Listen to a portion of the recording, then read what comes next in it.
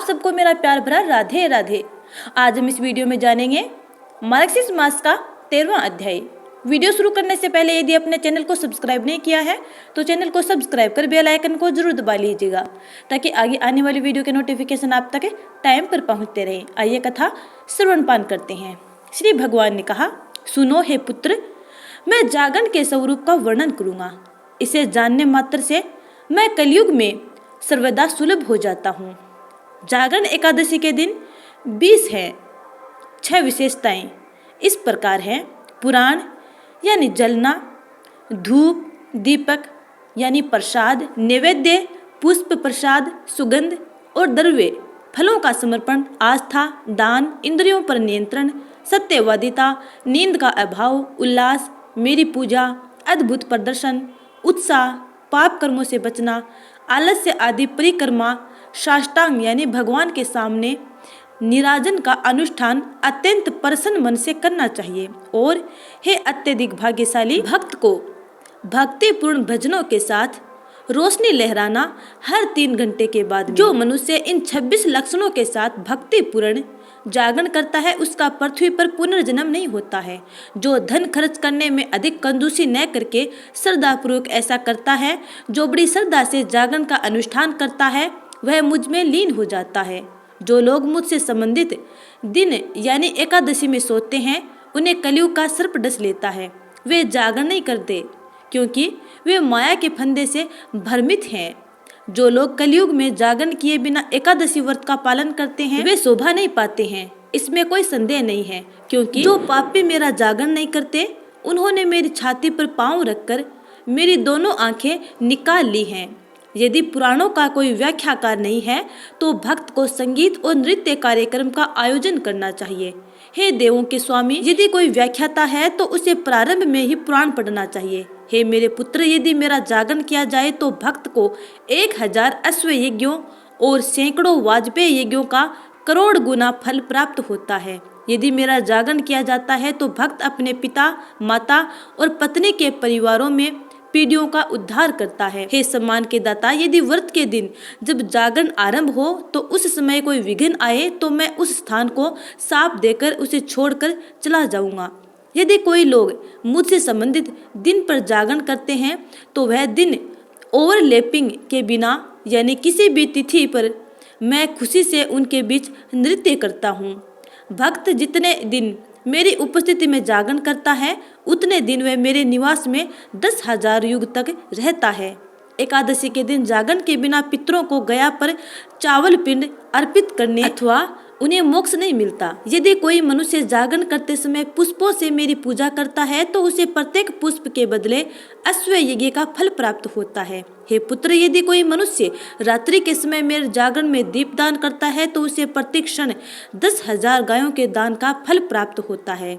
यदि जागरण के दौरान कोई नैवेद्य के रूप में नैवेद्य के योग्य भोजन अर्पित करता है तो उसे धान के पहाड़ से उत्पन्न होने वाला पुण्य प्राप्त होता है।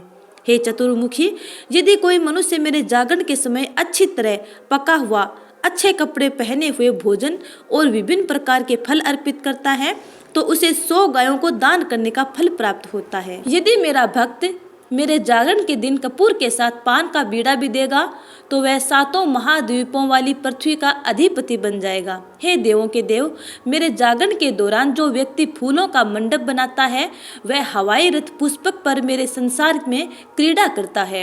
यदि कोई मनुष्य मेरे जागरण के समय कपूर और सुगंधित गोंद के साथ धूप अर्पित करता है तो वह 1 लाख जन्मों के पापों को जला देता है। जो मेरे जागरण के समय मुझे दही, दूध, घी और जल से स्नान कराता है वह यहाँ सभी सुखों का आनंद उठाएगा और अंत में महान लक्ष्य को प्राप्त होगा। जो दिव्य वस्त्र और विभिन्न प्रकार के फल चढ़ाता है वह धागों की संख्या के आधार पर लंबे समय तक स्वर्ग में रहता है। जो मुझे सोने और बहुमूल्य रत्नों के आभूषण अर्पित करता है वह 7 कल्प तक मेरी गोद में रहता है, वह मेरा पसंदीदा है। यदि रात्रि में जागरण के समय भक्त मुझे घी का दीपक अर्पित करता है, विशेष रूप से गाय के दूध से निकाला हुआ घी, और उसे जलाता है तो उसे हर पल आंख झपकाते हुए 10,000 गायें देने का लाभ प्राप्त होता है। यदि हे चतुर्मुखी भक्त मेरे जागरण के दौरान कपूर के साथ एक दीपक जलाता है और निराजन संस्कार करता है तो उसे एक गहरे रंग की गाय दान करने का लाभ मिलता है। जो दीपदान करता है, गीत और नृत्य का आयोजन करता है और मेरी पूजा करता है, उसे व्रतों और सैकड़ों यज्ञों के बराबर फल प्राप्त होता है। जो स्वयं गीत रचता है और बिना लज्जा के गाता है और नृत्य करता है, उसे आद्य क्षण में भी करोड़ यज्ञ करने का फल प्राप्त हो जाता है। जो कोई मेरे जागरण के दौरान गाने और नृत्य करने से मना करता है, उसे रौरव और अन्य नरकों में डाल दिया जाता है और यातनाएं दी जाती हैं। जो लोग नृत्य करने वाले व्यक्ति के पास जाते हैं, उन्हें धर्मराज द्वारा खदेड़ दिया जाता है, वे मुक्त होकर मेरे लोक को प्राप्त होते हैं। जो जागरण के दौरान नृत्य करने वाले व्यक्ति का मजाक उड़ाता है, वह नरक में पड़ता है और 14 इंद्र की अवधि तक वह वहां रहता है। जो मेरे जागरण के दौरान श्रद्धापूर्वक पुस्तक पढ़ता है, वह जितने छंदों की संख्या उतने युगों तक मेरी उपस्थिति में रहेगा। विद्वानों ने परिक्रमा का जो लाभ बताया है, वह 4 करोड़ यज्ञों से भी नहीं मिलता है। हे पुत्र, जो मेरे जागरण के दौरान मेरे सामने दीपों की श्रृंखला जलाता है, वह 10 लाख हवाई रथों से संपन्न होता है और वह कल्प के अंत तक स्वर्ग में रहता है। वह व्यक्ति जो मेरे बचपन की गतिविधियों की कहानियां पढ़ता है, मेरे जागरण के दौरान हजारों और करोड़ों युगों तक श्वेत द्वीप में रहेंगे। इसलिए जागरण शुक्ल और कृष्ण दोनों ही पक्षों में किया जाना चाहिए। वह जो भगवत गीता या सहस्त्र नाम यानी विष्णु सहस्त्र नाम आदि पढ़ता है, वह वेद और पुराण में वर्णित लाभ को प्राप्त करेगा। हे मेरे पुत्र, जो मेरे जागरण के दौरान गाय का दान करता है, उसे संपूर्ण पृथ्वी दान करने का लाभ मिलता है, इसके बारे में कोई संदेह नहीं है। हे मेरे पुत्र, पृथ्वी पर सबसे बड़ा पुण्य कार्य द्वादशी के दिन जागरण है। यह सभी तीनों लोकों में प्रसिद्ध है। जो लोग मानसिक, मौखिक और शारीरिक रूप से जागरण का पालन करते हैं, वे मेरी दुनिया से कभी नहीं लौटते। जो लोगों को प्रेरित करता है और स्वयं रात्रि में जागरण करता है, वह सम्राट पद प्राप्त करता है। हे पुत्र, मैंने जो कहा है वह सत्य है। जो लोग रात्रि में जागरण करते थे, उन्हें कुकुत्स द्वारा अपनी क्षमता के अनुसार धर्मार्थ उपहार देकर सम्मानित किया जाता था। उसे दुर्लभ राज्य प्राप्त हुआ। ब्राह्मण गायक जो वाद्य यंत्र बजाते हैं और जो नृत्य करते हैं, वे नर्तकियों के साथ मेरे शाश्वत लोक में जाते हैं। हे श्रेष्ठ मुनि, दुष्ट और दुष्ट योनियों से जन्मे सभी लोगों में से लाभ की इच्छा रखने वाले लोगों ने जागरण का पालन करके पृथ्वी का आधिपत्य प्राप्त किया। यहाँ तक कि चांडाल और अन्य जो इच्छाओं से मुक्त थे, उन्होंने जागरण के माध्यम से मोक्ष प्राप्त किया। मेरे जागरण को देखने वालों में कोई जाति भेद नहीं है। कलयुग में ध्यान पवित्र करने वाला नहीं है। कलयुग में मेरा जागरण सबसे ज्यादा पवित्र है।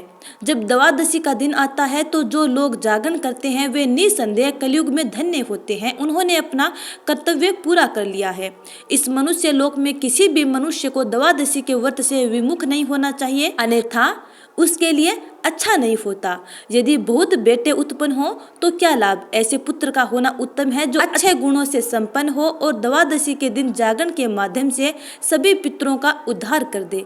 यदि कोई मनुष्य मेरे द्वारा वर्णित जागरण के अनुष्ठान की महिमा को भक्ति पूर्वक पढ़ता है, तो द्वादशी के दिन पैदा हुए उसका पुत्र उसके परिवार की 100 पीढ़ियों का उद्धार करेगा। हे पुत्र, यदि जागरण अनुष्ठान का पालन किया जाता है तो निषिद्ध महिलाओं के साथ शारीरिक रूप से संपर्क करने का पाप और निषिद्ध भोजन खाने का पाप भी नष्ट हो जाता है।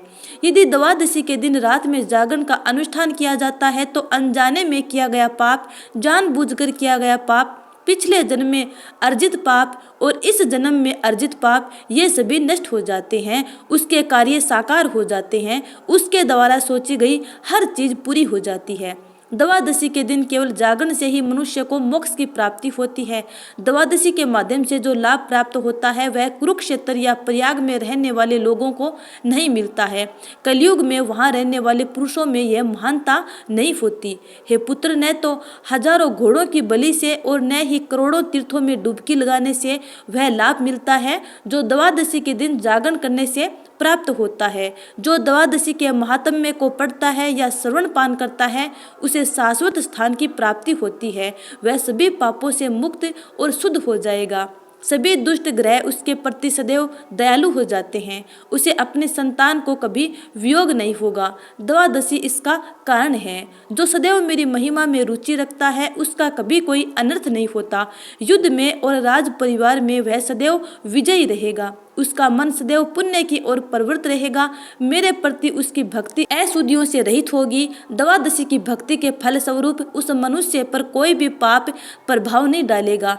यदि वह जागरण करता है तो वह कभी भी भूत नहीं बनेगा। जो व्यक्ति एकादशी के बिना है उसे अगली दुनिया में कभी भी अच्छी जगह नहीं मिलेगी। इसलिए हर प्रयास के साथ कलयुग में उस दिन का पालन अवश्य करना चाहिए। तो प्यारे स्नेहीजनों, ये था मार्गशीर्ष मास का 13वां अध्याय। उम्मीद करती हूँ कि आपको ये कथा अच्छी लगी है। यदि अच्छी लगी है तो लाइक कमेंट कर देना और आगे के अध्याय का इंतजार करना। तब तक के लिए जय श्री राधे।